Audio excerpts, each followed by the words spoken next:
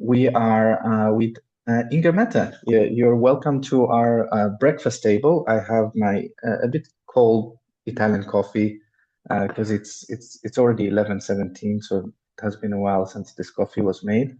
But yeah, it's exciting. I know Inger-Mette. We met some years ago through Nawat, which is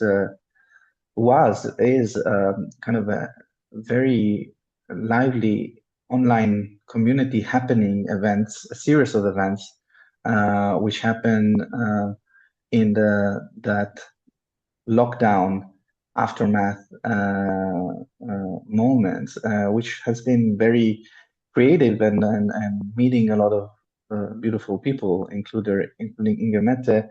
And yeah, we've been talking. Inger-Mette has joined several Imagine Action conversations, events, and we've been playing for quite a while. And I'm excited to have you be a living book for the Living Library. And maybe the first question is you can tell more about yourself and what's the role? What's the character you're playing right now in the world, and what is the vision that is living through you in these days? Thank you. Well, the character I'm playing right now in 2025, this early morning here in the city of Molde, Norway. I was early up and I was hiking along the fjord before the sun was up. So it was like a light blue, clear sky, crisp, mild. 2025, January, soon February. I think I'm feeling the grace of my years and my hair. It's like I'm feeling my seniorship and myself being a book, a library to tell stories and bring forward a new narrative. So I am trying to figure out my grace and my wisdoms of my years and my projects. So I think that's my introduction here now. It's yeah, I like it, and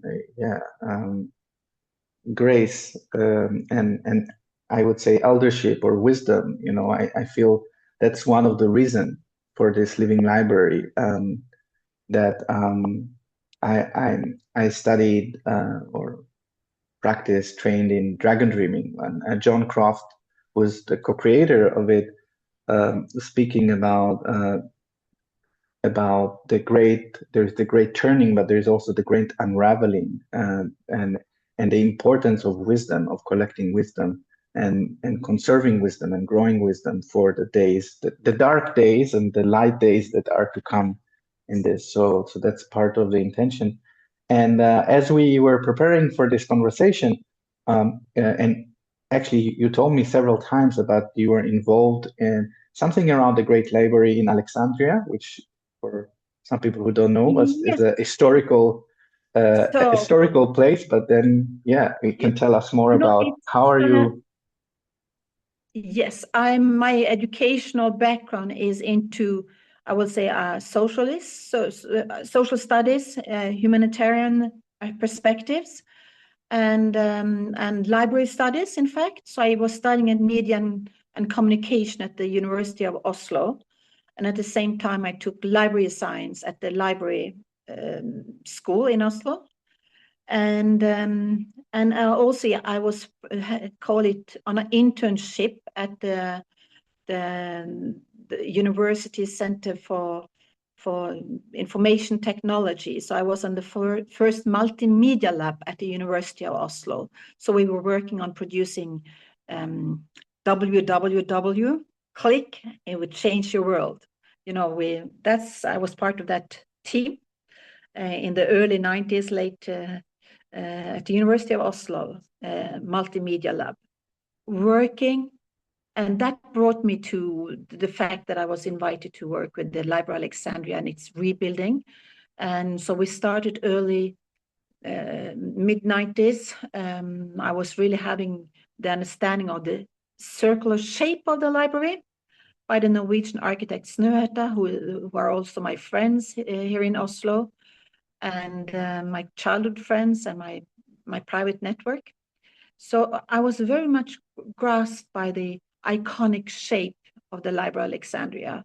And what's kind of connected to me in that time frame was that it was a digital bridge between the Europe and the African continent, and it was like a beacon for wisdom and wise knowledge to be stored in the digital format of Library Alexandria. So I worked on both the agoragik, the Greek perspectives on it, and the classical philosophy in it.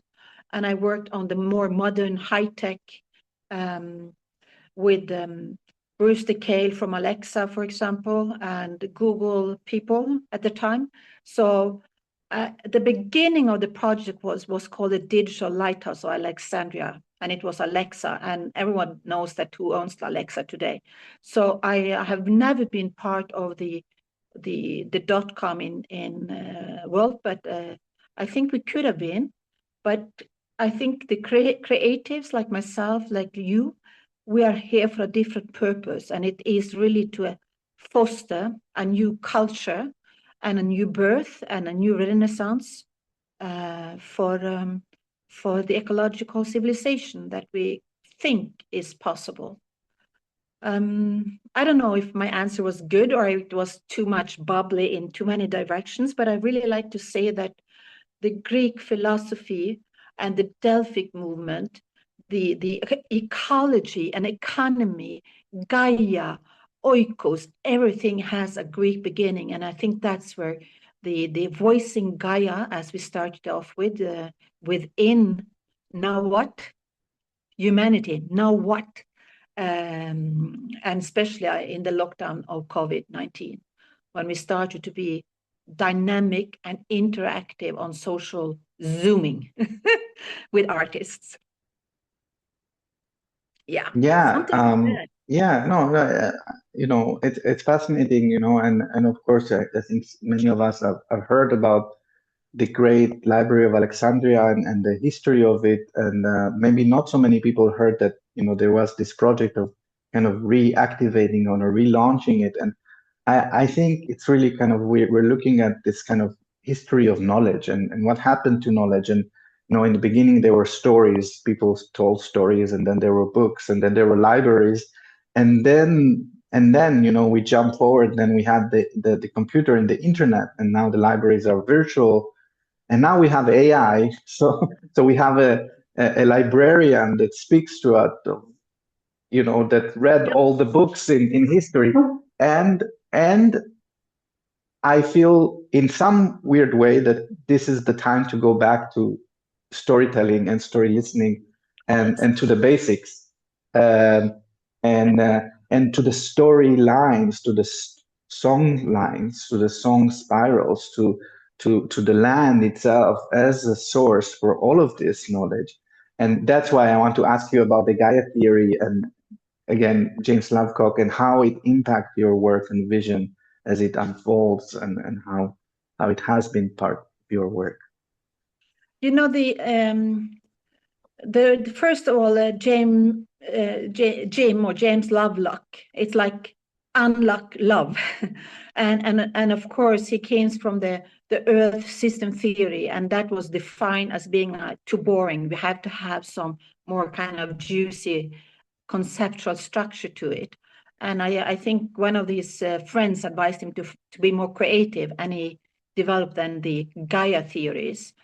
And I think that has been so important for all of us, that the Earth Mother, the Gaia, as it is in Greek. I am not fluent. I'm not at all. I don't speak Greek. I only know those words we are inherited from the Greeks. And one of the things I've learned the last year is like the bards, and in Greek it calls bardos, and it's exactly our saying. There's a new song to manifest from between us and from us as humanity, and I think that's where the modern pop culture and the globalization of culture is actually something we are starting to understand. We are a mix of all kind of genius that is coming through our essence as human beings. So James Lovelock, he inspired me. But before being inspired by him, I was inspired by Elizabeth Sartoris, and who I met in Mallorca, and who has have a huge impact on my thinking, that for the creative collaborative culture that she saw manifest in the butterfly theories and the living Gaia and the voicing Gaia. So and bless her, she left us this last December. But these are one of those books of people that is carrying wisdom in that is disappearing like libraries and books in libraries. So the way we can capture that in this Novocene, which is the last book that James Lovelock wrote when he was 101 years old, the new human being as being a mix and a cyborg of a new reality of artificial intelligence and common sense, and how we mature into our essence in our local land-based reality, or reality where we are flesh. And that's where I think that the work that you have inspired with me on the path, together with our friend David Boville, who introduced us into this Gaia theory and voicing Gaia, and it's the aspect of governance, and the aspect of governance for a human and thriving future for all of us. Yeah. So James Lovelock, I think this council of wisdom council, and the governance of people, of artists in our communities, are where we can hope to see the hope. Yeah, no. So and then maybe I'll just share more about this voicing Gaia, which was born as in a way, in a four-way exchange with Inger-Mette Chetna and David, and then a few other people, that we articulated a sort of manifesto vision. It's on the Imagine Action website still, with some videos we created since then, and then which brings together this Gaia theory, but also methods like theater of the oppressed and social presencing theater, and a perspective like work that reconnects to Anna Macy, and how to basically give voice. What I'm now changing from giving voice, because I realized that when and Hector told me recently, like there is still a lot of paternalism when we say voicing Gaia, as if the earth needs us to speak for her, as if she has. The earth is the most powerful thing there is in this world. It's, if there is anything we could have learned from COVID, is that it it can do anything and everything, and that was a very delicate thing that the most delicate that the Gaia could have done, in a way. When you are so big, we're just on the skin of this huge body, and so kind of more humbleness. So that's why I'm moving to Gaia's counsel. So it's really about us asking Gaia for counsel rather than voicing it, because and I would say that the earth always spoke to us, and it whispered, and we listened, and we built cultures over cultures for many years on that, and then we stopped listening. So now the earth speaks more loudly, and just to say about the fires in LA and all what is happening, that's the earth speaking more loudly, and not because I feel it wants to destroy us or anything. It just wants us to wake up and listen again, to the stories and to realign somehow with and the governance thing, how to create a structure for consulting the earth in from very small scale to very big scale. Like small scale is like I'm a community, I'm a town, and I need to make a decision about infrastructure. Doesn't it make sense to ask the river for advice? Because the river is and and um and yes, and to the big scale, like um global governance, which in this vision of Gaia, I feel is really by the people, for the people, with the people, but it's also the people and nature part, so not because that's exactly the problem of our culture. It becomes so anthropocentric and kind of self-absorbed. We become such a self-absorbed species that we lost track of what's going on around us. And that's extremely dangerous, mostly for us, because we're really putting at risk the whole thing. So I kind of went on my own monologue, but the next question is about what's emerging for you. And you spoke with me that you have this new role and new space in the Delphic games. So if you can tell us a little bit of what is this future emerging around you with the Delphic games, and you can share more about that. Yeah. So thank you. The Delphic Council, or the Delphic game, or the Delphic Academy, it is coming together from a perspective of a call for peace. And everybody on the planet knows the Olympic Games. But in fact, the Delphic Games were the mother giving birth to the Olympic Games. The Delphic Council, as we know it in its structure today, is 30 years old, has 30-year history. So it's like a baby in this new renaissance of the classical skills of humbling down as who are you humans? Know the self. So as the Oracle of Delphi was not one person, but it was a council. It was a counseling sphere in the Agora, in the Greek reference to coming together to discuss diversity questions, being in the philosophical mood of the arts, I will say. It's the arts and the culture, it's the bards, it's the complexity that we need to understand complex and paradoxical challenges. So in the perfect Greek democracy, referred to the city-states of 20 to 30,000 inhabitants, the tragedy and the comedy was the mirror, the shadow side of, call it the voting system, or the academia, or the power holders, or the gatekeepers of the society.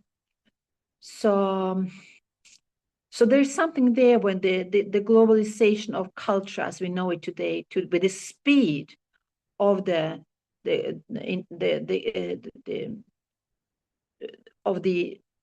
digital reality of artificial intelligence. We need, it's like an oracle, as you said, it's like a library of all wisdom, and it's just incredible how we can have access to a dialogue partner on our own, as it was an oracle to work with ChatGPT or the other Chinese new emerging tech.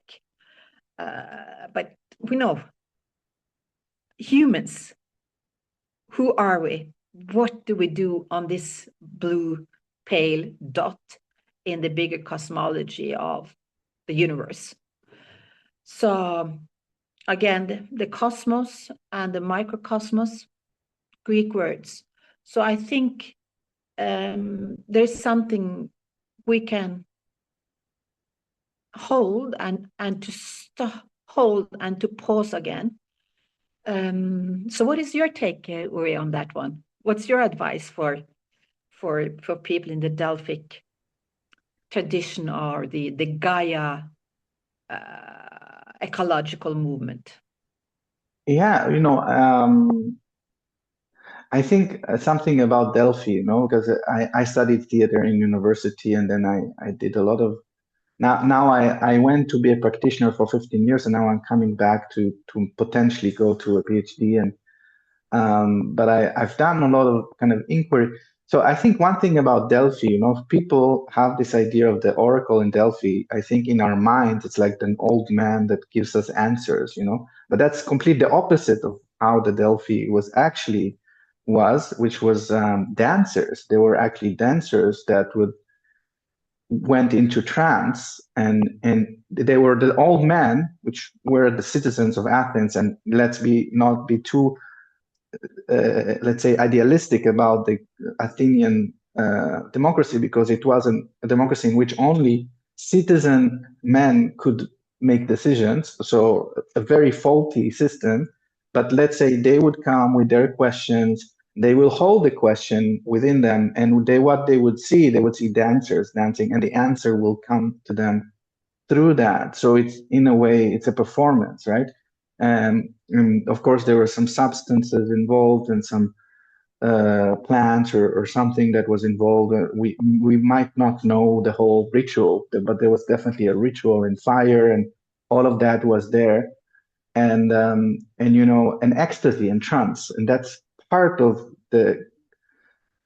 It's within the Western wisdom is this trance, or all wisdoms, and like the divine appearing through dance, through creation, and that's so far from our collective imagination right now. And knowledge is such a reduced to some kind of so I guess what I'm thinking in terms of AI, and you spoke about Alexa, and what's the point of all this new technology? And now, there was this big thing with the Chinese. In a way, it's very good news, because they're showing that all this technology doesn't have to be so energy hungry. But you see, the irony of this situation is that this creates a big shock for the economy. Why? Because because it's weird that it's a big economic risk that we consume less energy. Yeah. It's a weird situation, and we need to just take a moment and figure out what it is that it puts economy on a tilt when someone is, there is also there a question of who is controlling Chinese and the US, but which is another kind of how we are basically racist in this economy, because why is it safer for us, for AI, to be controlled by North Americans than Chinese? Like, is that a real? I don't know. But and it's really about, like, but what's really causing this collapse of stocks? And it's actually because they're showing that we don't need like 100 millions of refrigerating computer cores to make this technology work. And I would say, just to connect it with Gaia, I interviewed for this wisdom interviews Alfred Tolle, and he's not related with the Tolle, the other Tolle, but he was a CEO in Google in marketing in the Ireland branch, and then he went on to create this. He left Google into this creating this wisdom together movement, and I interviewed him, and there was a question about technology, and the way he answered it, I keep reminding it, and he said that how he sees it, how he understands it now, that everything we're creating with technology is something that we as humans already had or have as an inner capacity. So everything, from the instant messaging across the world, all of this, it's just a replication of something that we already have as a potential within us, without it. So we're kind of replicating the same thing. And just to connect it back with the Oracle and AI, is that what if, we already have this AI, we already had it always. Yeah. Well, it's very speedy to write an article or a business plan if you talk to an AI, it's hard. And my AI is very polite.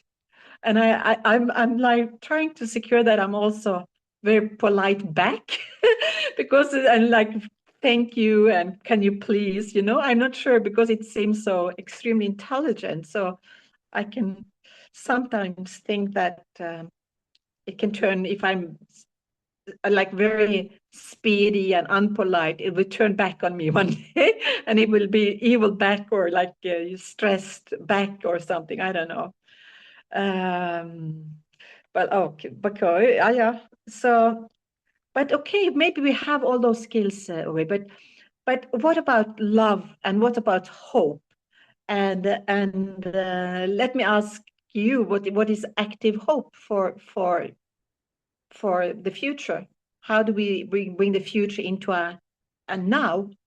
How can we bring the living library between the grace of years together with the spirit of young people? Would we be able to get this intergenerational gap turn into a ritual of wisdom, or I don't know? Yeah, I hope so, but I actively hope so. So that, I can say, I don't know, which is the truth. I don't know if we will make it or not make it. I really don't know. I hope, but I'm active hoping. What it means, active hope, that I'm aligning myself with what I see as a seed of possibility towards that with small steps. So I align it, and it's very tricky because sometimes we can get, and I've done it many times. I got carried away in the dream, in the big dream, so much that I lost balance in my life, and so it's very easy to get like uh, tipped over with that. So it's a delicate work of being in the dream, one foot in the dream and one foot in the reality, and that's the active hope for me is to be in the balance between this. Um, yeah, and not expecting that it will happen by magic, but also letting magic happen. So it's a Yeah, balance. it's a balance. Well, it's just as magical as day and night. The ones is merging over to the other, and it goes on a so so it's hard to explain day and night, just as being alive and close our eyes and then still dance through the ecstasy through the night, if you like, or through the day. So the thing about dancing and the muses, the dance and the arts and the coming together to really give the voice of the artists community and the creative class through an active role in our societies to create those opportunities, the seeds that can grow into something. So I'd like to also address the fact that as the Olympic Games has fire, the aggression, and the winning structure, the Delphic movement has always had the symbol of water as the magic, the elixir of water, and into the atmospheric water, and the fact that we as humans consist of water. So I think even the fact that we are living on a water planet and to understand the Earth systems from that perspective is important. And then again, scientists like the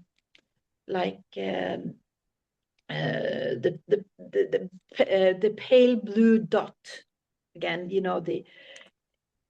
we have to understand that that's how small we are in the bigger universe, and as you said, we are like small things on the skin of Gaia. So this thing about active hope and cultivating seeds of edutainment and celebration, I think that's something we have to celebrate or to look at. And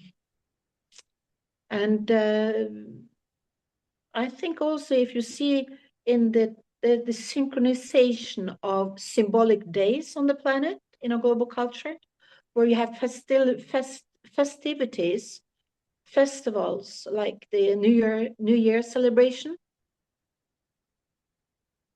it's something that we're doing in a coherent, orchestrated way, in the same way, in many ways, you know, with or without snow and White Christmas, you know. Yeah, we, we as humans, um, we need stories to make sense of the confusion, because there is like, and this is already the science and neuro whatever, brain brain research are getting to that conclusion as well, that we have so much stimulus around us, that if we need to filter some of it, otherwise we go crazy basically. And so it's just, so we need to create, and within that creation we in a way create reality, and this is the story. So we are storytellers. That's how we make meaning, and we need to that on also on a collective level. And so all this, the Olympic Games, football, all of this are part of making sense and creating order within the chaos of existence. And and yeah, like ways to nudge that into a place where we align culturally, with Gaia, or we don't even have to call it Gaia, with life, is so, of this time somehow and important. So yeah, and thank you I, for doing that and playing a role in that. so but you know the other thing, you know, the as a founder also of the World Climate School, which has brought me into this the International Delphic Council, and the missing piece of peace in this, it's this disharmonic times we are living. It's in fact that the peace movement, we need to come together in a new narrative. And that's why I really think that the Delphic Council and Academy, and that kind of a spirit of the arts coming together from a seat of wisdom, and and it's like, and in that ritual of all the crazy things, what I see up here in the north of Norway, along the coast and globally as well, is the ritual of ice bathing. The ritual of Wim Hof to cool us down is happening everywhere these days. Even in Zimbabwe, and I was in Africa, in Victoria Falls, they wanted to have a big Wim Hof retreat. And it's 35 degrees outside. So this ice cooling strategy of cool people coming together to cool things down, but still with a passion of active hope. How can we do that? Yeah, I think, that's another wisdom I learned from Dragon Dreaming is, stay with the question and live your way to the answer. So it's a yeah, like, there is power with staying with that question and allowing life to respond.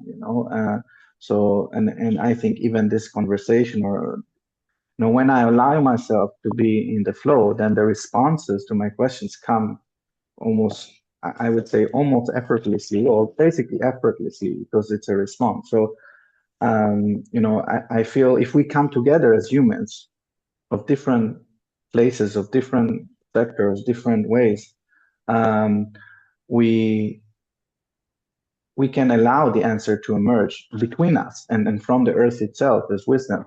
So yeah, and yeah, there is a little seed, and we leave it here. It might happen, it might not. It's still early to come to Norway and do something together in the summer. So if you're listening, you can follow on that thread. Also, last year we did a summer school online with Imagine Action in the first week of July. So maybe we can do an in-person or a hybrid event, and in the north, and in in Oslo or somewhere around. Yeah, thank you so much for sharing the stories and the wisdom and the possibility. And I'll put on the description some of the links for people to follow Absolutely. And join the movement. Wiring waters of the rivers are activated. It's a dance. So yes, come to, let's meet physically in Oslo next, and we hold the questions open, and we will drift with the flow. Thank you, Uri. Thank you, Inger-Mette. Have a nice day. You enjoy the coffee. Thank you. Ciao.